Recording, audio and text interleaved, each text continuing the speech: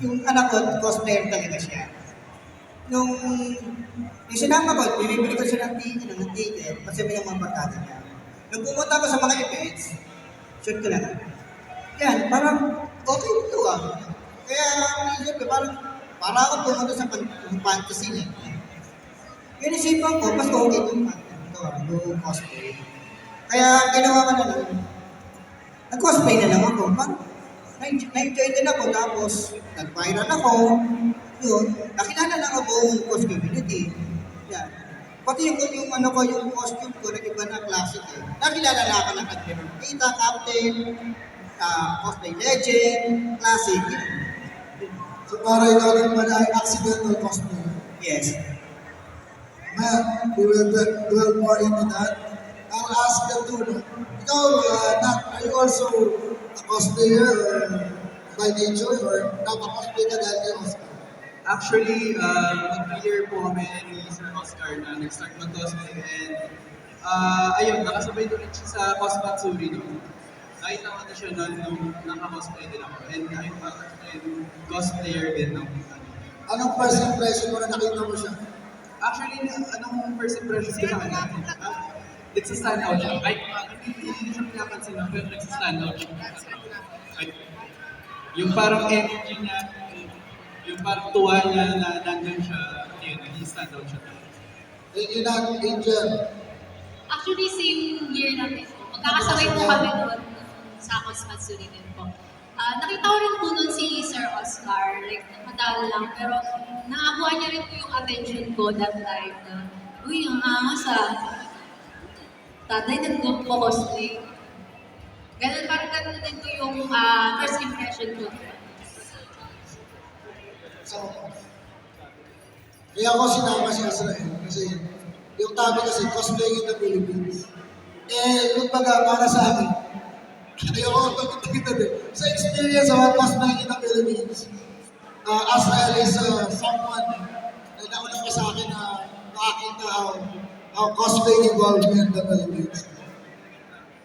Cosplay in the Philippines. Ano kasi diba, as we all know, cosplay is very mainstream na right now. Gusto ko siguro dito na, how was it way back when Toy-Con was one of the very first that integrated cosplay, as I know. How was it way back then? Yung sinabi ko way back, that was before Toy-Con pa. It all started, may cosplay na before year 2000. A small fan doon sa UP Diliman. Nakakakita na ako doon. And year 2000, parang medyo cosplay history ng Philippines. Marami na akong siguro about this. Iba ginagamit sa business nila. Way back, nung ginagawa namin yung Anime Explosion 2000. Alam niyo ba yung Anime Explosion 2000? Have you heard of it? Doon nag-start yung We did. cosplay na mainstream talaga. So, before namin ginagawa yun, nasuggest na maglagay ng cosplay. Isa ako sa mga non-believer pa doon na the Philippines is not yet ready for cosplay. So, medyo hindi namin alam paano i-present sa public about cosplay. Yeah, we let to dress around with our mga kanina siya. Pero nung sabi, paano natin gagawin yung cosplay na yun? During that year 2000, pinakasinag na po Shiki yung So, nung time na yun, hindi ako lang kasi sinulamin yung how was it? So, wala kaming contest na namin that time. So, we invite everyone to come as one of their favorite anime characters. Just up with your favorite anime character. Oo, punta lang. So, after that, medyo hindi pa ganun organize yung event. So, hindi nila alam kung paano i-present on stage. That was a time na sinabi ko, gayahin natin yung fashion show, catwalk. Doon nag-start yung cosplay catwalk, which is maglalakad ka on stage, active, present yourself with your music, for example.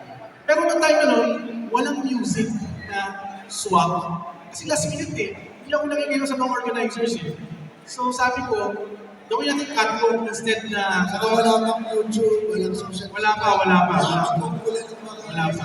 So hindi nila alam kung paano gagawin. So I suggested, I have a CD. May CD. Ako, alam niyo ba yung CD? Compact disc. CD audio ah. So meron ako CD audio na nabili ko sa Comic Alley. Comic Alley, kilala niyo ba yung Comic Alley? So meron ako CD yung Comic Alley. Alam niyo yung anime na serial Experiments Lane? Hindi nakatatahan. Maganda kasi yung soundtrack niya. Very, kumbaga, techno, electronica. So yung pinalayback ko. So, yung playback namin ng music ito, yung mga cosplayers, yung catwalk, exhibit nila yung kanilang character. So, yung prompto yun. That time, hindi ko alam kung sino yung judges eh. I guess one of the judges is si Yu Watase. One of the, the creator of the CBUV. Wow. Nandun siya. First time in history. Wala mo siyempre, judge siya. Siyempre nanalo si, Kushiki yung ang pangalan ko yung Apoy na Kamaypay. Kilala niyo. Si Tasky! Ayun ba yung Tasky? Siya yung nanalo, which is very popular kasi yung guy, kabukang-kabuka talaga ni Tasky. Wapi, so talaga talagang favorite talaga. So that was the earliest time, year 2000, anime explosion. November pa yun, pagyo pa, nakancel pa yung unang araw, talagang doon nag-start. After that, we learned ganito pala dapat. So, every time yung mag-i-amin, nag-evolve din yung style niya. So, when it comes to Toy-Con, that was the year 2004. Ano ka naman 2004? Ilan taon na lang 3 years old. 3 years old. Sabi ka na. So, 2004, so, nagkaroon na ng cosplay ng 2003 sa Toy-Con. Nandun si Kings, naka-Gundam girl na costume. Nandun din yung Stormballs. Yung mga Stormtrooper na nakasandal sa masayaw ng laban ng Howard. Mga naka-shorts na, tsaka naka-brimmer. So, 2004, Toy-Con, another challenge, how do we present the cosplay sa Toy-Con. So, ganun din. Ginawa ko, may mechanics na.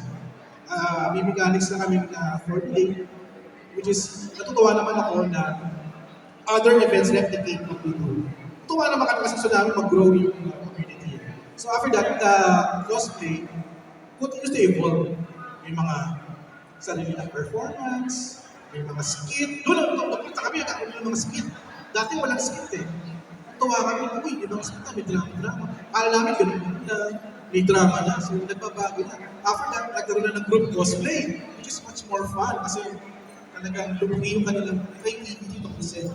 So, yun yung na-observe ko back then na cosplay is evolving every year.